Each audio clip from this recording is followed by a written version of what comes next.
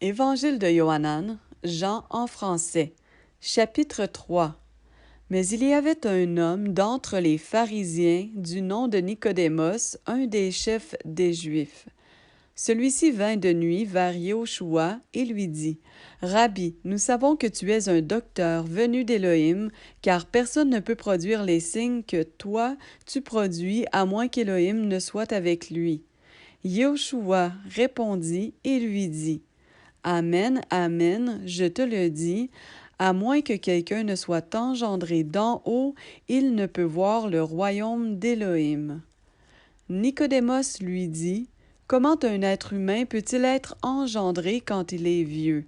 Peut-il une seconde fois entrer dans le ventre de sa mère et être engendré? » Yahushua répondit, « Amen, amen, je te le dis, à moins que quelqu'un ne soit engendré d'eau et d'esprit, il ne peut entrer dans le royaume d'Élohim. Ce qui a été engendré de la chair est chair, et ce qui a été engendré de l'esprit est esprit.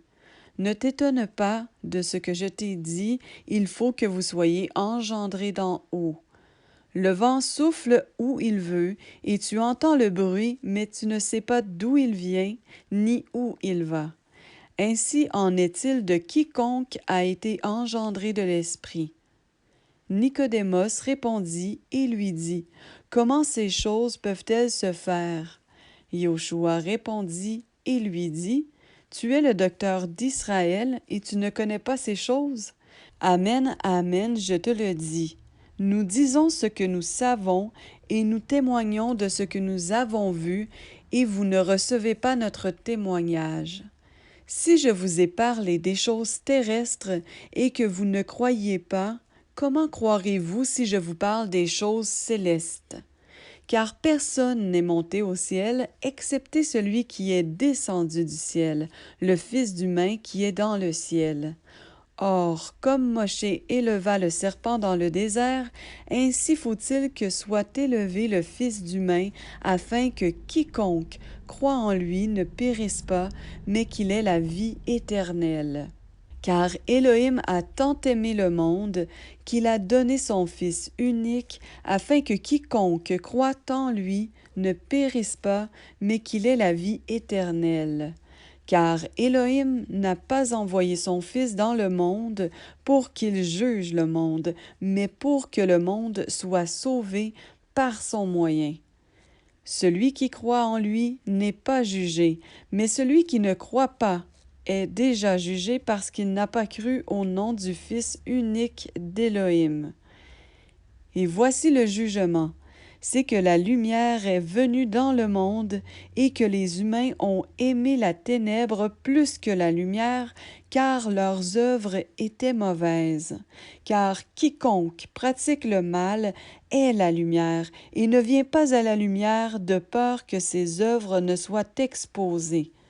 Mais celui qui agit selon la vérité vient à la lumière afin que ses œuvres soient manifestées parce qu'elles sont faites en Élohim. Après ces choses, Yahushua vint avec ses disciples dans le pays de Judée. Là, il séjournait avec eux et il baptisait.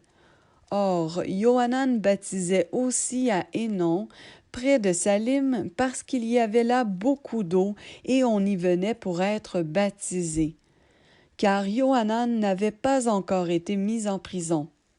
Or, il y eut un débat entre les disciples de Yohanan et les Juifs concernant la purification. Et ils vinrent près de Yohanan et lui dirent, « Rabbi, celui qui était avec toi au-delà du Yarden et à qui tu as rendu témoignage, le voilà qui baptise, et tous vont vers lui. » Yohanan répondit et dit, « Un être humain ne peut rien recevoir, à moins que cela ne lui soit donné du ciel. Vous-même m'êtes témoin que j'ai dit, « Ce n'est pas moi qui suis le Machia, mais je suis envoyé devant lui. » Celui qui a l'épouse, c'est l'époux. Mais l'ami de l'époux qui se tient debout et qui l'entend est ravi de joie à cause de la voix de l'époux. Ainsi donc, cette joie qui est la mienne est accomplie.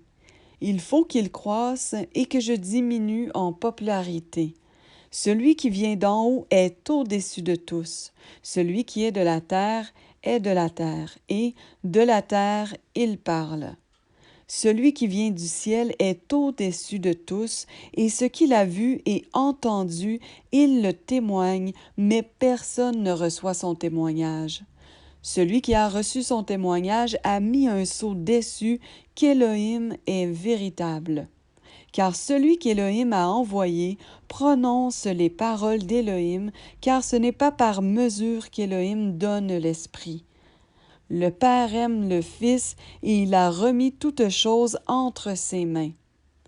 Celui qui croit au Fils a la vie éternelle, mais celui qui est rebelle au Fils ne verra pas la vie, mais la colère d'Élohim demeure sur lui.